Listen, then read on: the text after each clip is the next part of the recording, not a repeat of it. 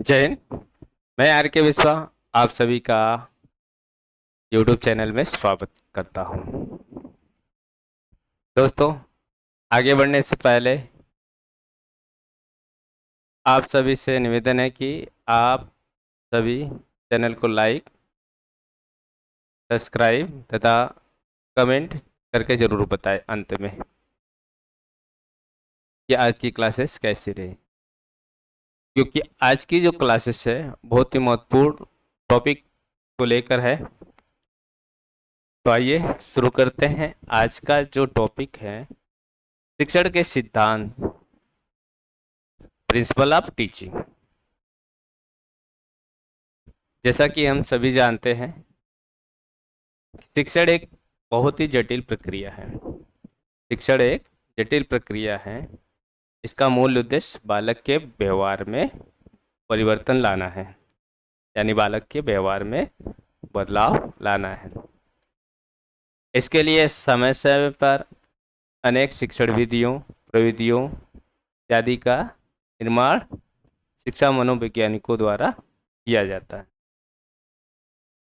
इसी क्रम में शिक्षा तथा शिक्षण की अवधारणा में अधिगम भी जुड़ गया है। अगर आज के प्रदेश में देखा जाए, शिक्षा का पर्याय पर्याय बन गया है शिक्षण।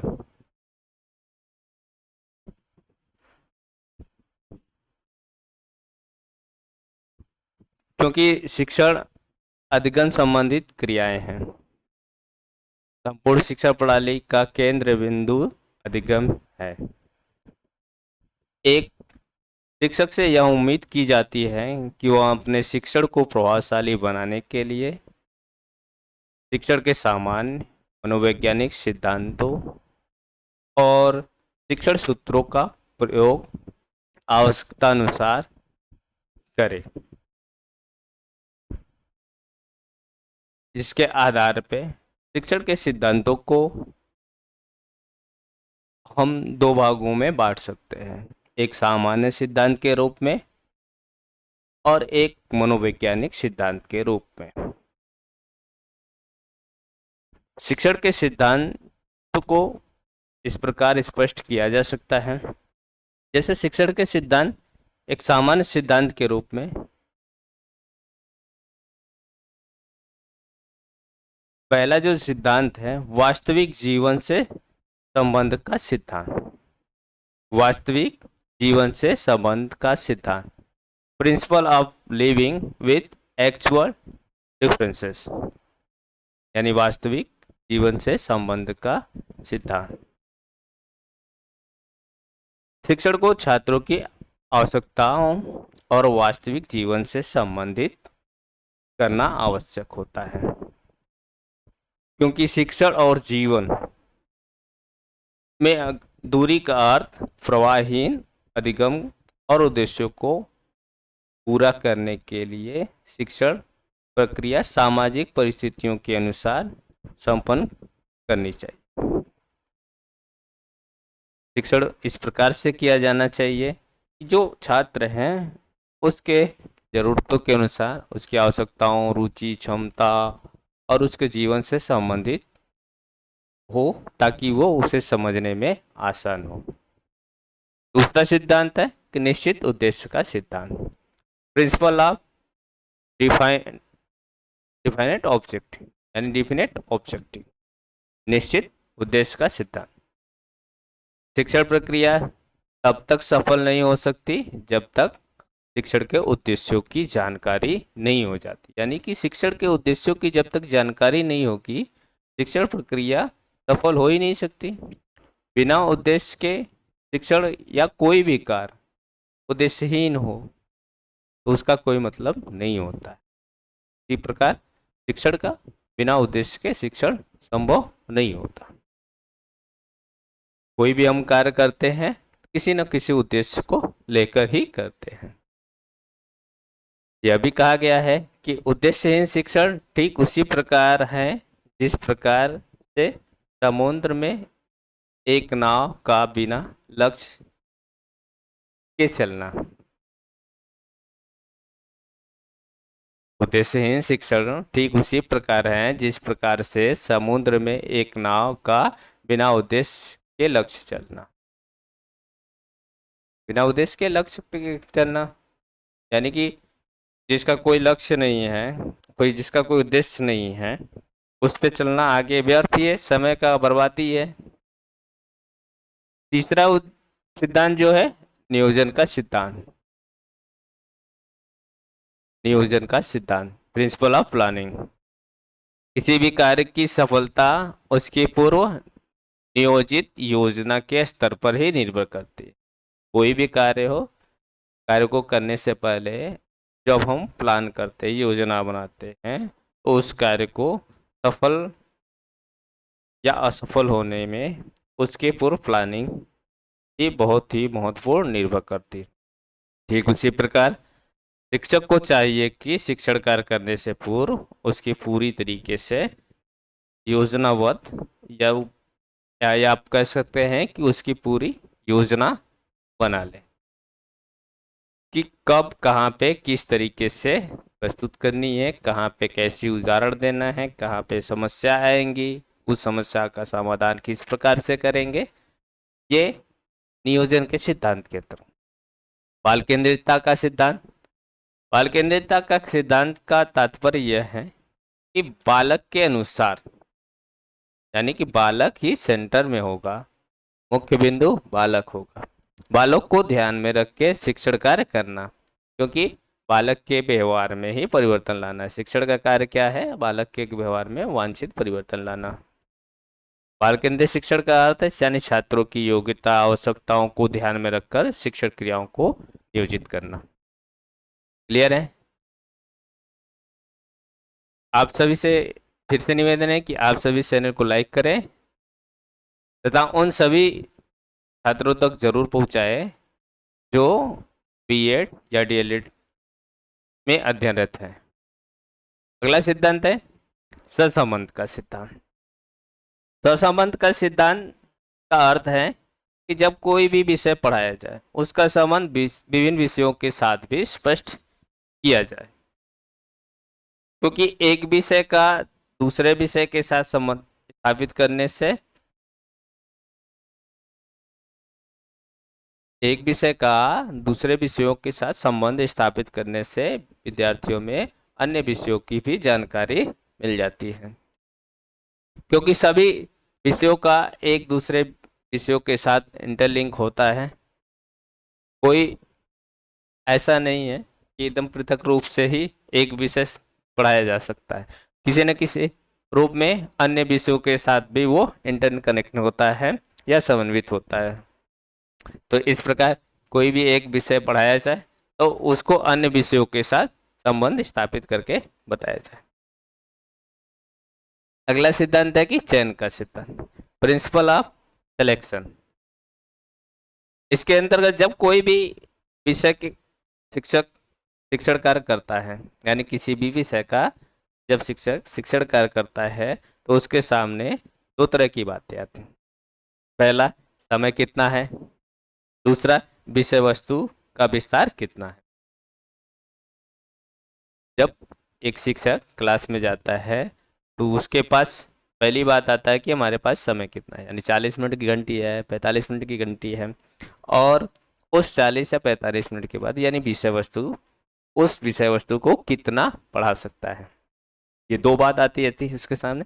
तो उन दोनों बातों को ध्यान में रखते हुए शिक्षक को उद्देश्य निश्चित कर देने के पश्चात इस बात को भी ध्यान देना चाहिए कि समय के अंतर्गत ही विषय वस्तु को समाप्त करें। ये सिलेक्शन अवश्य करना चाहिए, समय को ध्यान में रखते हुए विषय वस्तु को पढ़ाए ताकि निश्चित समय में उस विषय वस्तु को पूरा कर सके। कभी कभी आपने देखा होगा कुछ शिक्षक ऐसे भी होते हैं केवल समय खींचते हैं, या इस प्रकार कह सकते हैं कि इधर उधर की बातें करके टाइम पास कर लेते हैं, समय निकाल देते हैं, विषय वस्तु को समाप्त ही नहीं करते हैं, परीक्षाएं भी आ जाती हैं। अगला सिद्धांत है व्यक्तित्व विभिन्नता का सिद्धांत। प्रिंसिपल ऑफ इंडिविजुअल डिफरेंसेस, प्रत्येक छात्र को अधिकतम क्षमता युक्त बनाना शिक्षा का कार्य है। यानी कोई भी देखिए दो छात्र एक जैसा नहीं होता है, ये उसके इंडिविजुअल डिफरेंस के कारण होता है। कोई भी, हर व्यक्ति यूनिक है। आपने देखा होगा कभी भी ऐसा कोई दो छात्र एक समान नहीं होता है, भले फेस मिल जाता है लेकिन मन मस्तिष्क एक जैसा नहीं रहता है। तो यह एक मनोवैज्ञानिक फैक्ट होता है, ये एक साइकोलॉजिकल फैक्ट है। विभिन्न व्यक्तियों की आदतें, उसकी आवश्यकताएं, उसकी रुचि, उसकी क्षमताएं, इन सभी चीजों में कहीं ना कहीं अंतर पाया जाता है। कहने का तात्पर्य यह है कि सभी छात्र एक समान नहीं होते हैं, अनेक प्रकार की भिन्नताएं पाई जाती हैं। तो उन सभी भिन्नताओं को ध्यान में रखते हुए शिक्षण कार्य करें, ताकि सभी की जरूरतों के अनुसार, उसकी क्षमताओं के अनुसार, उसकी रुचियों के अनुसार शिक्षण कार्य हो सके, ताकि विद्यार्थियों को बेहतर से बेहतर शिक्षण, बेहतर से बेहतर ज्ञान प्रदान किया जा सके। अगला सिद्धांत है पूर्व अनुभव का सिद्धांत, principle of pre experiences. Principle of pre experiences, देखिए प्रत्येक छात्र का भी कुछ अपना अनुभव होता है, यानी उसका पूर्व अनुभव। अब उसका सकते हैं या पूर्व ज्ञान। तो पूर्व अनुभव एक ऐसा साधन होता है जिस पर नवीन ज्ञान, कह सकते हैं कि जिस पर नवीन ज्ञान की ढांचा बनाई जाती है। इसलिए शिक्षक को शिक्षण का प्रारंभ करने से पहले सर्वप्रथम छात्रों के प्रीवियस नॉलेज का ज्ञान होना चाहिए, उसकी जानकारी कर लेनी चाहिए कि बच्चे को कितना अनुभव है, यानी पहले से कितना जानता है। उसके आधार पे नवीन ज्ञान को जोड़ना चाहिए। जब पूर्व ज्ञान के आधार पे बच्चों को नवीन ज्ञान जोड़ेंगे तो ये एक तो पहली बात है कि समय भी बचेगा, और जहाँ तक बच्चा जानता है उसके आगे उससे कनेक्ट करके बताएंगे तो बच्चे को समझने में भी आसानी होगा। इससे एक बालक के पूर्व व्यवहार पता चल जाएगा, और दूसरा उसी के आधार पे उसको नवीन ज्ञान भी मिल जाएगा, नए नए ज्ञान भी दिया जा सकता है। क्लियर है। अगला सिद्धांत है प्रभावशाली व्यू रचनाओं का सिद्धांत, प्रिंसिपल ऑफ इफेक्टिव स्ट्रेटेजी। प्रभावशाली व्यू रचनाओं का सिद्धांत, प्रिंसिपल ऑफ इफेक्टिव स्ट्रेटेजी। शिक्षण के उद्देश्यों के निर्माण तथा शिक्षण की प्रक्रिया में शिक्षण व्यू रचनाओं का विशेष महत्व होता है। शिक्षण व्यू रचनाएं प्रस्तावित या उपेक्षित उद्देश्यों को प्राप्त करने में शिक्षक और छात्रों दोनों को सहायता देती है, जिसके आधार पर शिक्षण कार्य सुचारू रूप से चलता है। अगला जो सिद्धांत है क्रियाशीलता का सिद्धांत, प्रिंसिपल ऑफ एक्टिविटीज। क्रियाशीलता का सिद्धांत, प्रिंसिपल ऑफ एक्टिविटीज। क्रियाशीलता का सिद्धांत में जब देखिए बालक जन्म से ही शारीरिक और मानसिक रूप से क्रियाशील होता है, रूसो ने भी बालक की क्रियाशीलता पर ही बल दिया था। उनका कहना था कि बालक को अपने ढंग से कार्य करने के अवसर दिया जाए, जिससे उसकी रुचि और उसकी क्षमता का रुझान का पता चल जाएगा, और उसी के अनुसार शिक्षण कार्य किया जाए तो बच्चों को बेहतर समझ में आए। अगला सिद्धांत है प्रिंसिपल ऑफ फ्लेक्सिबिलिटी, यानी लचीलेपन का सिद्धांत। लचीलेपन का सिद्धांत, फ्लेक्सिबल।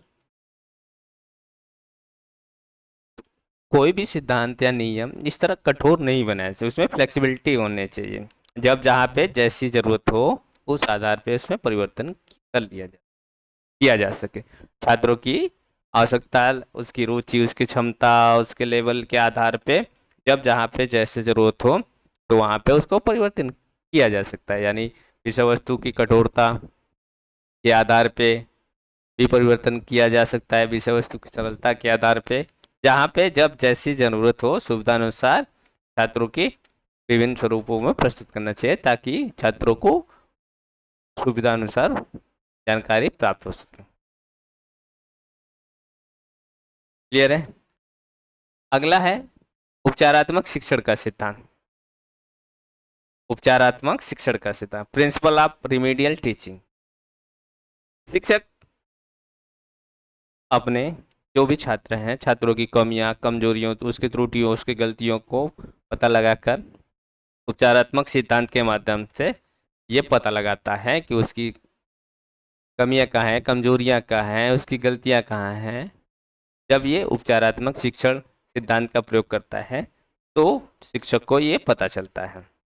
तो उपचारात्मक शिक्षण के सिद्धांत मूलतः दो स्वरूप होते हैं। पहला, शिक्षक द्वारा बालक की कमजोरियों, रुचियों इत्यादि का पता लगाना। दूसरा, उसके अनुसार उपचार कर शिक्षण देना। क्लियर है? अगला जो सिद्धांत है, आवृत्ति का सिद्धांत।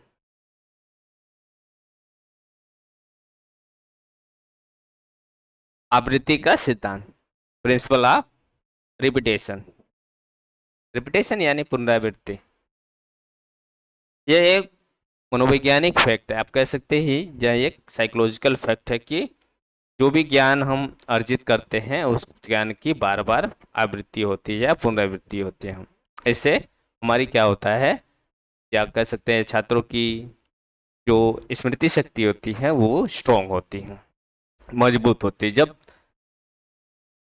शिक्षण कार्य या नॉलेज की बार बार आवृत्ति होती है, या जैसे कहते हैं कि हम बार बार अभ्यास करते हैं, उससे हमारी मेमोरी पावर बढ़ती है। क्लियर है? छात्र किसी भी पाठ की आवृत्ति जितनी बार करे, पाठ की प्रकृति कठिन से सरल की ओर निर्भर करती। नेक्स्ट है कि लोकतांत्रिक व्यवहार का सिद्धांत। लोकतांत्रिक व्यवहार का सिद्धांत, प्रिंसिपल ऑफ डेमोक्रेटिक बिहेवियर। शिक्षण में लोकतांत्रिक व्यवहार शिक्षा के अत्यंत उपयोगी और लाभप्रद प्रमाणित होती है, क्योंकि यह स्वतंत्र चिंतन और स्वतंत्र अभिव्यक्ति का अवसर प्रदान करता है। क्लियर है? अगला सिद्धांत है विभाजन का सिद्धांत, प्रिंसिपल ऑफ डिवीजन। ठीक है, प्रभावशाली शिक्षण के लिए विभाजन सिद्धांत की आवश्यकता पड़ती है, क्योंकि कोई भी शिक्षक कभी भी संपूर्ण विषय वस्तु को एक साथ नहीं पढ़ा सकता। कोई भी शिक्षक संपूर्ण विषय वस्तु को एक साथ नहीं पढ़ा सकता है। इसलिए शिक्षक को चाहिए कि वह विषय वस्तु को छोटी छोटी विषय या यूनिट में विभक्त कर शिक्षण कार्य करे, जिससे छात्रों को उस विषय वस्तु पर या उस बिंदु पर समझने में आसानी हो सके। विभाजन के अनुसार जो क्रमिक या उसमें तारतम्यता भी बना रहे। जब छोटे छोटे पदों में या छोटे छोटे भागों में बांटकर जब एक टॉपिक को समझाते हैं, विद्यार्थियों को बेहतर समझ में आता है। क्लियर है? अगला जो सिद्धांत है, अनुकूलन वातावरण, अनुकूलन वातावरण तथा उचित नियंत्रण का सिद्धांत। अनुकूलन वातावरण तथा उचित नियंत्रण का सिद्धांत, प्रिंसिपल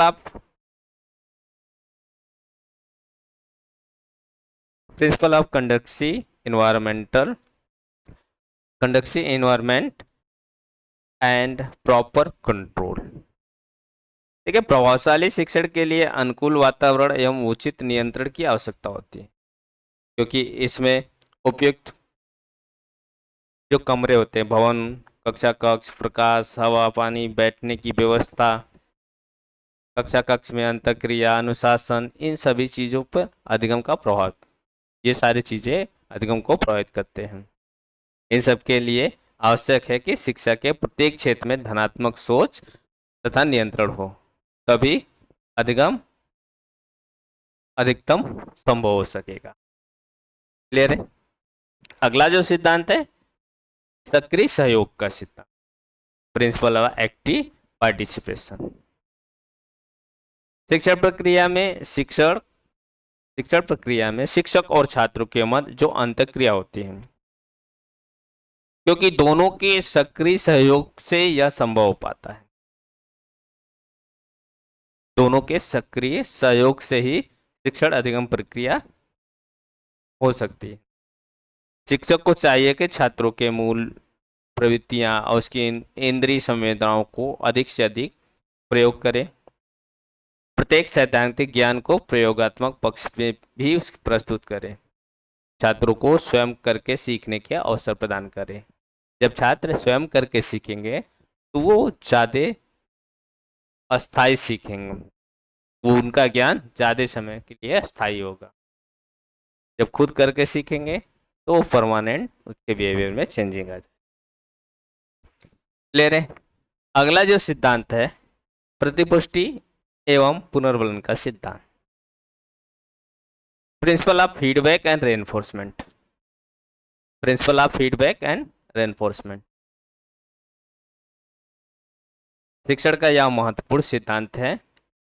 अब इसे कह सकते हैं ये कि शिक्षण का ये साइकोलॉजिकल सिद्धांत है। साइकोलॉजिकल सिद्धांत के अंतर्गत प्रतिपुष्टि एवं पुनर्वलन का सिद्धांत, यह सिद्धांत एक महत्वपूर्ण सिद्धांत है जो कि शिक्षण के उपरांत भी चलता रहता है।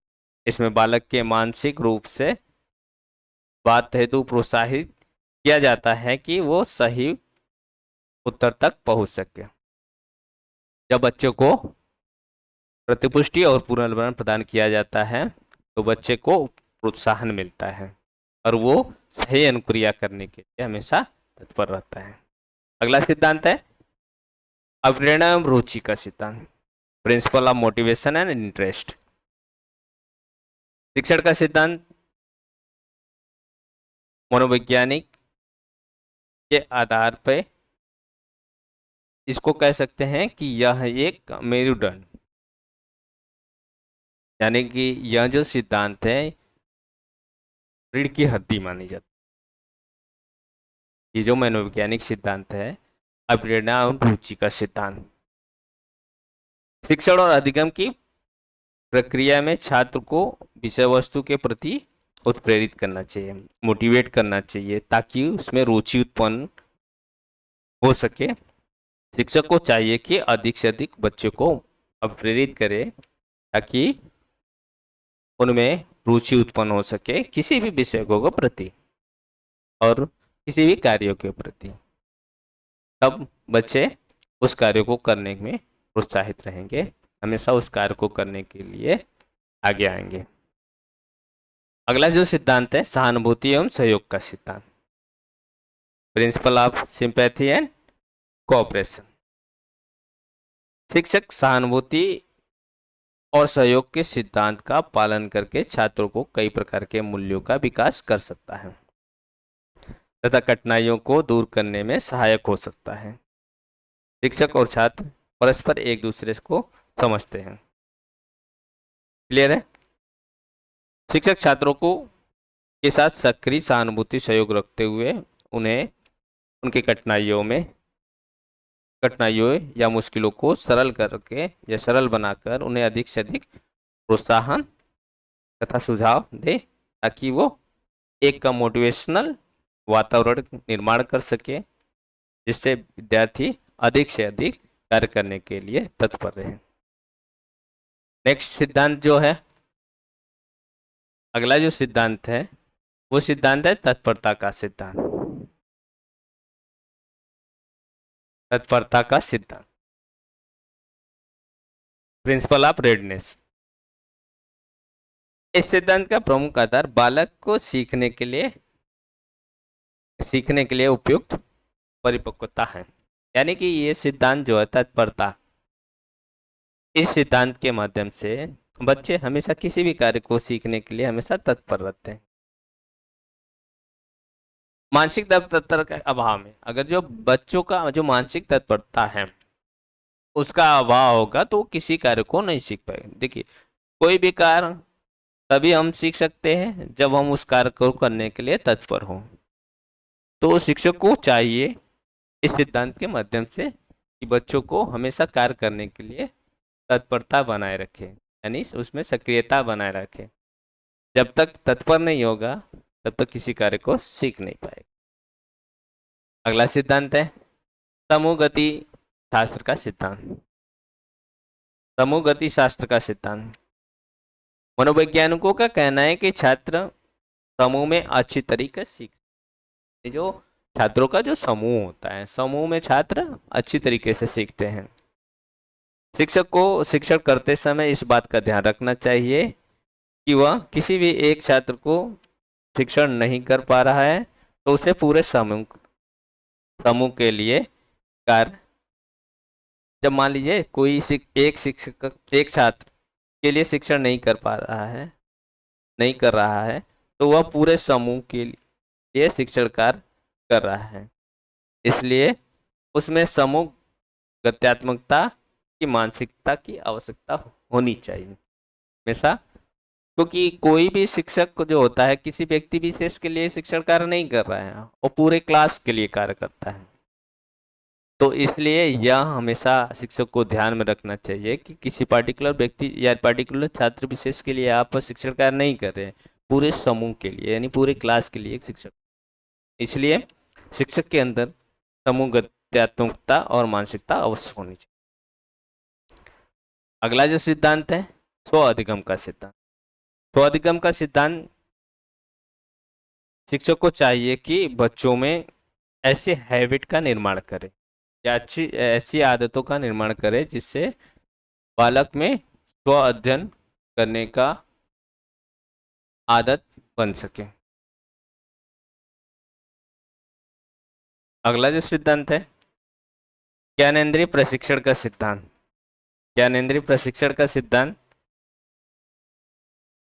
ज्ञान का द्वार कहा जाता है, क्योंकि ज्ञानेंद्रियों के माध्यम से ही किसी भी प्रकार के अधिगम को जाना जा सकता है या समझा जा सकता है। इसलिए ज्ञानेंद्रियों के माध्यम से छात्र प्रारंभ में बहुत सारी चीजें के बारे में बिना बताए ही जान जाता है, तो इसलिए उसके ज्ञानेंद्रियों का प्रशिक्षण करना चाहिए। अगला जो सिद्धांत है शिक्षण का, अगला जो सिद्धांत है प्रभाव का सिद्धांत। प्रभाव का सिद्धांत, प्रभाव का सिद्धांत,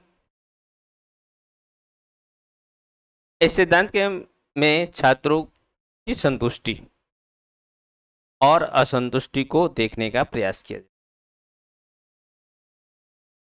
प्रभाव का जो सिद्धांत है, इस सिद्धांत में छात्रों की संतुष्टि और असंतुष्टि देखने का प्रयास किया जाता है।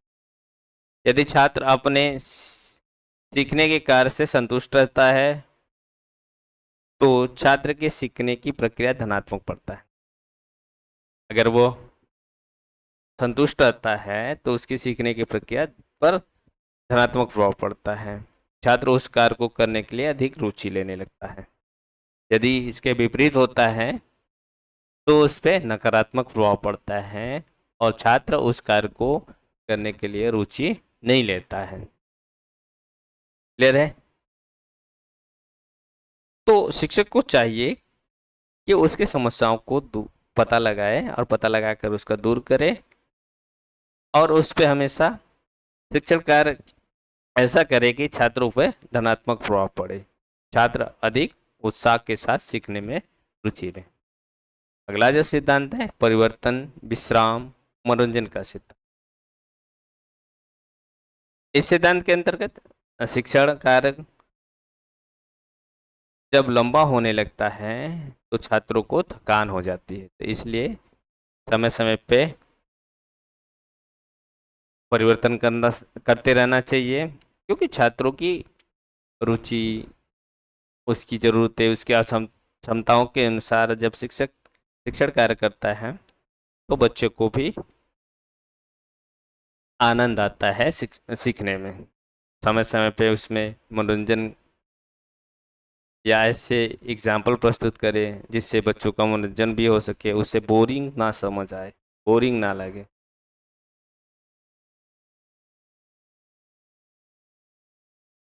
जब शिक्षक ऐसा कार्य करता है तो छात्र सीखने के लिए हमेशा तत्पर होते हैं। तो हमने जाना शिक्षण के सिद्धांत, सिद्धांत के अंतर्गत जनरल सिद्धांत यानी सामान्य सिद्धांत और मनोवैज्ञानिक सिद्धांत। अब जानते हैं maxims of teaching. Maxims of teaching, शिक्षण सूत्र, आज इसके बारे में जान लेते हैं। देखिए, शिक्षण सूत्र क्या है? देखिए, शिक्षण सूत्र का संबंध शिक्षक और छात्र दोनों से माना जाता है। इनके आधार पर ही छात्रों के द्वारा विशेष रूप से शिक्षण प्राप्त किया जाता है। जब तक, जब, कब, किस क्रम में और कैसे किया जाए, इस संबंध में शिक्षकों के अपने अपने अनुभव होते हैं। इन अनुभवों को अन्य के लिए प्रकट करना शिक्षण सूत्र कहलाता है। जो शिक्षक के अपने अपने अनुभव होते हैं, वो अनुभव जब दूसरों के लिए वो प्रकट करते हैं तो इसे ही शिक्षण सूत्र कहते हैं। तो शिक्षण सूत्र निम्नलिखित हैं, इस प्रकार है। पहला है ज्ञात से अज्ञात की ओर। देखिए, ज्ञात से अज्ञात की ओर बच्चे को किसी भी ज्ञान या जो भी जानकारी देते हैं तो पहले बच्चे जो जानता है उस चीजों को बताना चाहिए, फिर जो नहीं जानता है उसकी तरफ बढ़ना चाहिए। Known to unknown, simple to complex. दूसरा है सरल से कठिन की ओर। पहले बच्चों को सरल से सरल जानकारी देनी चाहिए, फिर धीरे धीरे कठिनता की ओर जानी। कोई नेक्स्ट आता है प्रत्यक्ष से अप्रत्यक्ष की ओर, डायरेक्ट टू इनडायरेक्ट। देखिए, बच्चों को पहले जो उसके सामने है पहले उस चीजों के बारे में बताया जाए, वो जानकारी दिया जाए, और धीरे धीरे जो चीज नहीं है उनके सामने उसके बारे में बताएंगे तो उसको समझ आएगी। अनिश्चित से निश्चित की ओर, जो चीजें निश्चित नहीं है पहले उसके बताएं, धीरे धीरे फिर उसको निश्चित तक करें। अगला आता है कि मूर्त से अमूर्त की ओर। मूर्त से अमूर्त की ओर वही चीजें हैं जो उसके पास है, जो उसको दिखाई दे रहा है पहले उसको बताए, फिर जो चिंतन है, कल्पना है, उसके बारे में बताए, जो अमूर्त चीजें हैं। पूर्ण से अंश की ओर, पहले संपूर्ण भागों की जानकारी दे, फिर धीरे धीरे पार्ट बाय पार्ट चीजों की जानकारी दे, तो वो सब बच्चा आसानी से समझ सकता है। विशिष्ट से सामान्य की ओर, विशिष्ट पहले छोटे छोटे भागों के बारे में बताया जाए, फिर उसको सामान्य जानकारी। विश्लेषण से संश्लेषण की ओर, विश्लेषण यानी पहले किसी भी टॉपिक के बारे में या उदाहरण प्रस्तुत करें, उदाहरण प्रस्तुत के बाद फिर उसके नियम को बताएं, विशिष्ट से सामान्य की ओर बढ़े। संश्लेषण से विश्लेषण से संश्लेषण की ओर, आगमन से निगमन की ओर, आगमन से निगमन। देखिए, अच्छा शिक्षण शिक्षण हमेशा आगमन से प्रारंभ होकर निगमन पर समाप्त होता है। विशिष्ट उदाहरणों से कोई सामान्य नियम या सिद्धांत निकलना आगमन विधि। विशिष्ट उदाहरणों से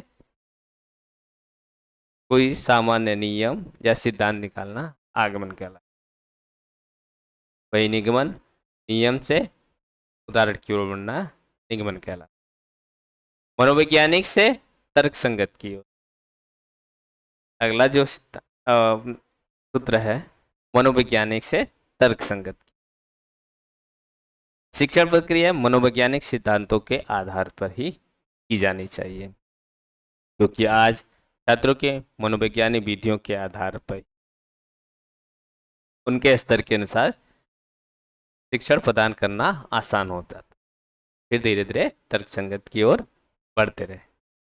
अनुभव से युक्ति की ओर, जो पहले हमारे अनुभव है वो के आधार पे यह सत्र है कि छात्रों के जो अनुभव है, जो उसका सीखा हुआ ज्ञान है, उसके आधार पे नवीन ज्ञान को जोड़ा जाए, तो वो ज्ञान अस्थायी होता है। क्योंकि बच्चे का सीखा हुआ ज्ञान वो अस्थायी है, वो करके सीखा है, तो सीखा हुआ ज्ञान अस्थायी होता है। किंतु जो चीज़ देखते हैं, देखते देखते सीखते हैं, वो अनुभव के सीखते हैं, धीरे धीरे वो उसे तर्क करने हैं, तर्क कर तर्क की कसौटी पर कसते हैं, फिर धीरे धीरे वो जिज्ञासा उत्पन्न होती है। जिज्ञासा जब तक शांत नहीं किया जा सकता है, तब तक वो शिक्षा पूर्ण नहीं होती है। तो शिक्षक को चाहिए कि आरंभ में छात्रों को बिना तर्क के अनुभव प्रदान करे। फिर धीरे धीरे जैसे जैसे वो स्वयं अनुभव करेंगे, तो उस पर तर्क चिंतन करते हुए सीखेंगे। ये था मैगजीम्स ऑफ टीचिंग। क्लियर है?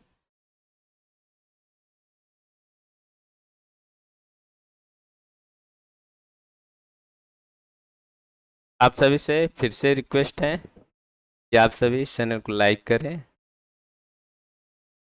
सब्सक्राइब करें तथा उन सभी विद्यार्थियों तक अवश्य पहुंचाएं, शेयर करें। आप चाहे तो इसे 1.5x पे भी देख सकते हैं। धन्यवाद।